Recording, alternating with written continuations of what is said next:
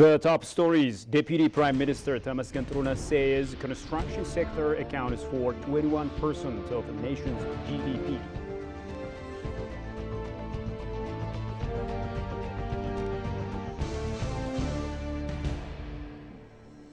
And AU Commissioner for Agriculture, Rural Development and Blue Economy applauds wheat production initiatives of Ethiopia.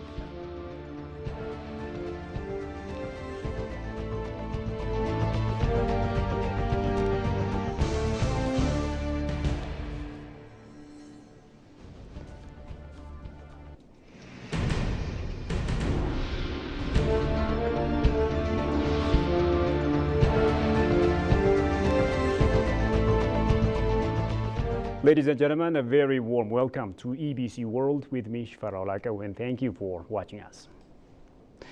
Now, the second round regional consultative forum on Red Sea security dynamics was held in Addis Ababa. Hosted by the Institute of Foreign Affairs, IFA, the forum aims to promote dialogue and cooperation among geopolitical experts from East Africa and the Middle East, as well as diplomats, focusing on maritime security challenges in the Red Sea region. Executive Director of IFA, Jafar Badru, highlighted Ethiopia's historical connection to the Red Sea and emphasized the country's commitment to fostering peace and development in the region through dialogue and cooperation. He underscored Ethiopia's significant role in the Red Sea area and mentioned the Memorandum of Understanding signed with Somaliland as an example of cooperation efforts. The forum builds upon the success of last year's inaugural event, signaling Ethiopia's ongoing commitment to regional cooperation amidst global geopolitical shifts.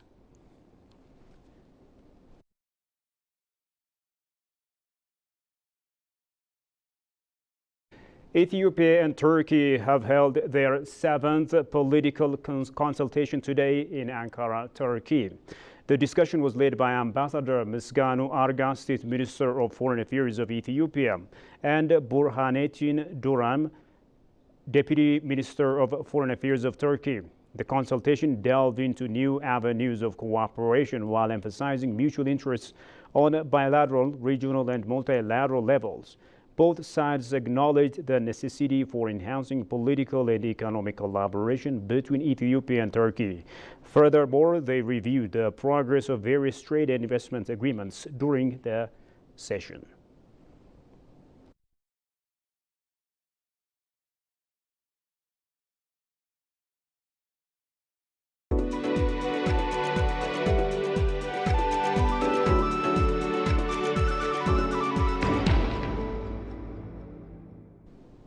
And now in business, the African Development Bank Group unveiled a new 10-year strategy 2024 to 2033 during its annual meetings in Nairobi, Kenya.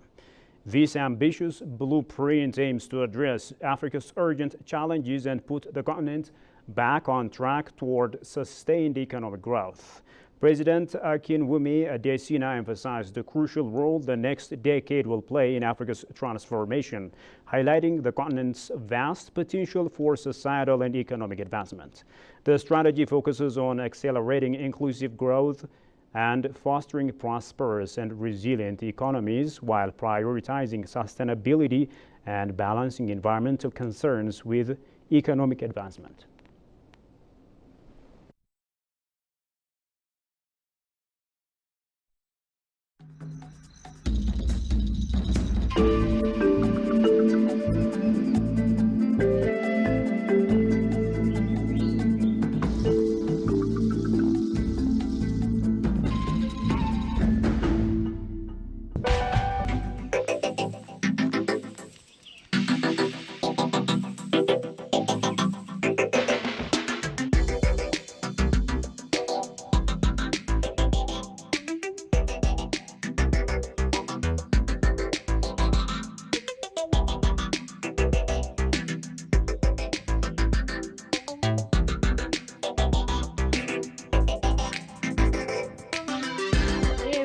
See these grids on the road and these gates, and wow, I can't believe how dark it is in here.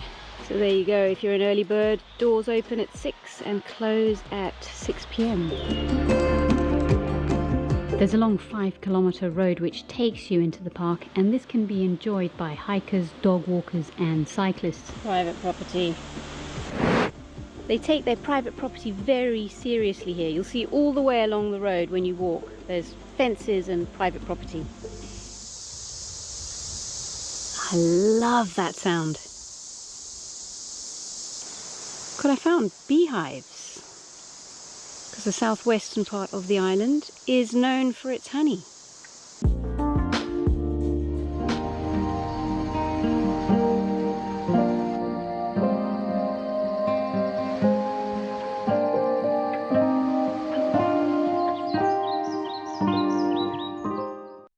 Welcome back. Let's now move to stories selected for detailed analysis. Ethiopia's construction industry has reached a significant milestone, contributing 21% to the country's GDP. That's according to Deputy Prime Minister Temesgen Truna. The Deputy Prime Minister announces the industry's annual growth rate of over 8%, which is contributing to the country's prosperity. The government is working to create an environment that fosters investment and further development of the industry sector, was disclosed. Habtamu Ashagri has more on that.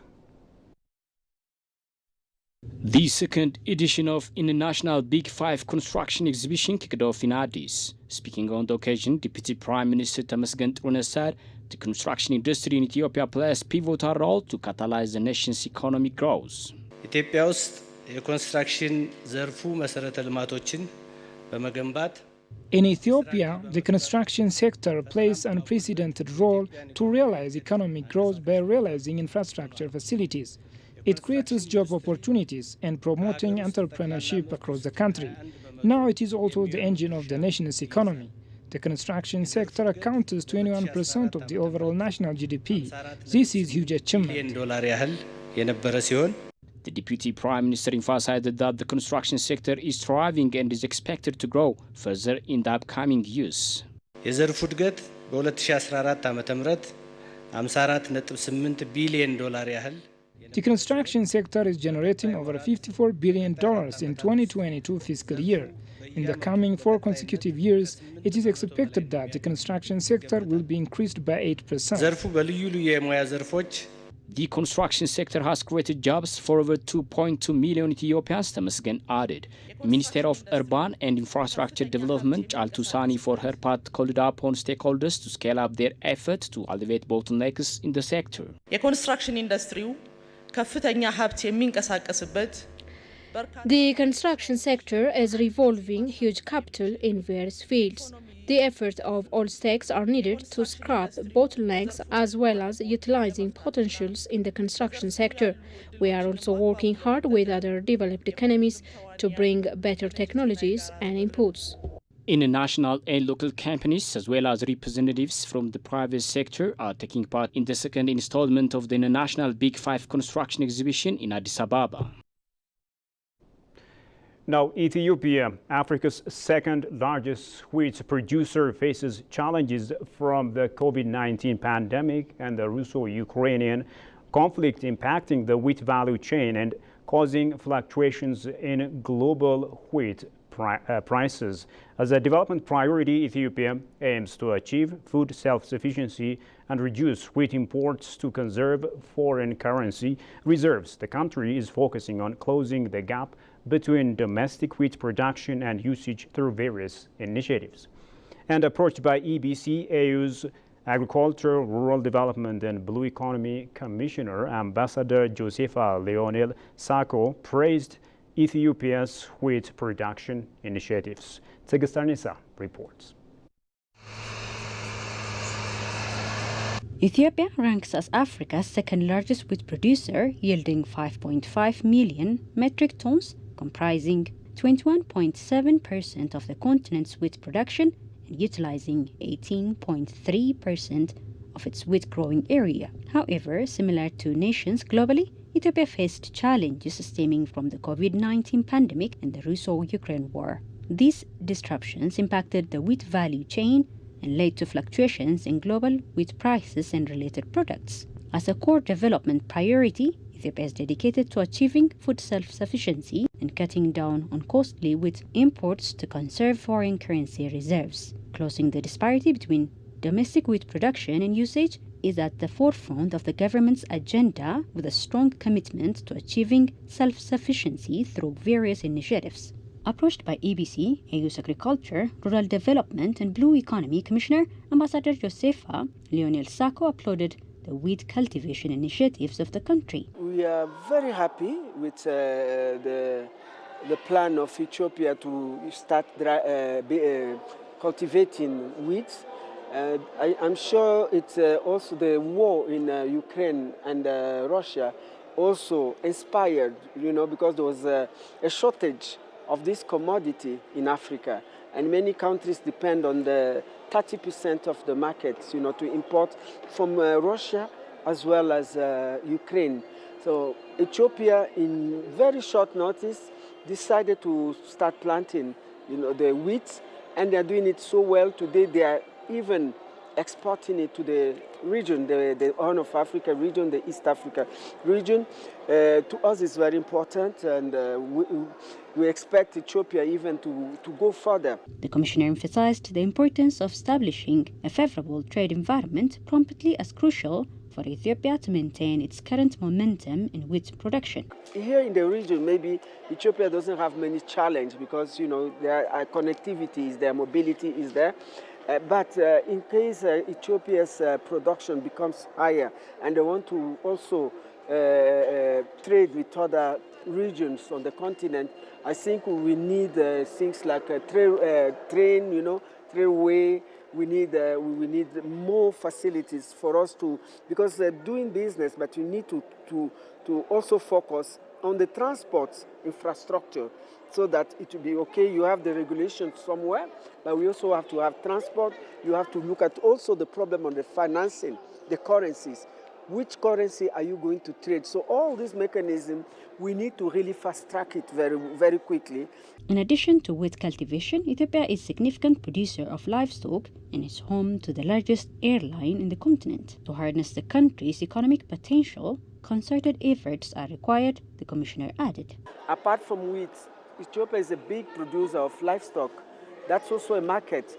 The way you are serving the Africa in terms of transport, Ethiopian airline. This is our best, our best hub, on the continent, because it takes us everywhere, very efficient, timely. All these type of facilities are very encouraging if you want to boost your economy and if you really want to go a developed state. The ongoing initiative by the Ethiopian government to address the wheat deficit through expanding cultivation areas, increasing yields, and implementing irrigation projects is anticipated to enhance wheat production and narrow the gap between supply and demand. And now finally, the Deputy Israeli Ambassador to Ethiopia, Tomer Bar-Lavi, says the geostrategic positioning of Israel and Ethiopia is advantageous to strengthen their long-standing relations in different areas of cooperation. The Deputy Israeli Ambassador has also expressed his country's commitment to supporting Ethiopia in the fields of innovation. Jerusalem Bassiam takes it from here. Ethiopia and Israel share a multifaceted relationship that spans historical, diplomatic, and strategic dimensions. Rooted in centuries of cultural and historical ties, their bond has evolved over time, encompassing cooperation in areas such as agriculture, technology, and security. In an exclusive interview with ABC, Deputy Israeli Ambassador Tomer Bar-Levi highlighted the strategic significance of the geographical proximity between the two nations. This advantageous positioning opens doors for enhancing their long-standing relationship across various areas of cooperation. Both Israel and Ethiopia are in strategic parts of the world.